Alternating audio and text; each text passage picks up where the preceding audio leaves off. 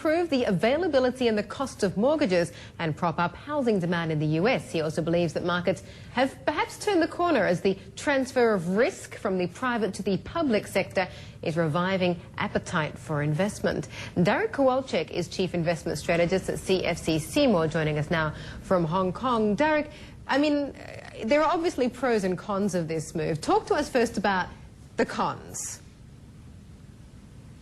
The cons would include increasing spending by the U.S. government as they need to purchase mortgage-backed securities issued by the two GSEs, as well as assume potential risk of both of them going into negative equity.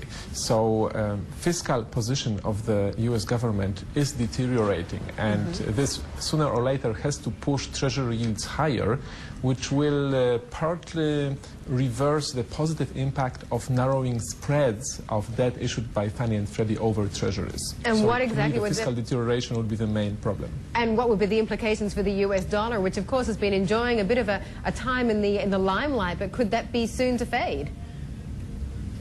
Here there are two factors. The first is that deterioration of the fiscal position is definitely dollar negative, and I was quite surprised that following initial decline yesterday morning, the dollar rebounded in European and US trading yesterday. On the other hand, maybe this was caused by hopes that US growth will be propped up by the move. If this is the case, then improved growth differentials would be favorable. Whichever is the case, I think that the recent recovery of the greenback has gone too far and that it should correct pretty soon. Talking of correction, that's certainly the picture that we've got in the Asian markets today after their initial euphoria yesterday in reaction, of course, to Washington's bailout of Fannie and Freddie.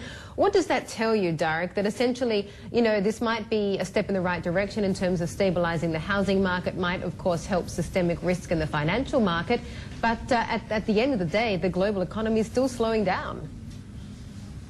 It definitely is. The moves in the U.S. will possibly help the U.S. consumer if asset prices in the U.S. stabilize, but it will not avert the slowdown in growth elsewhere.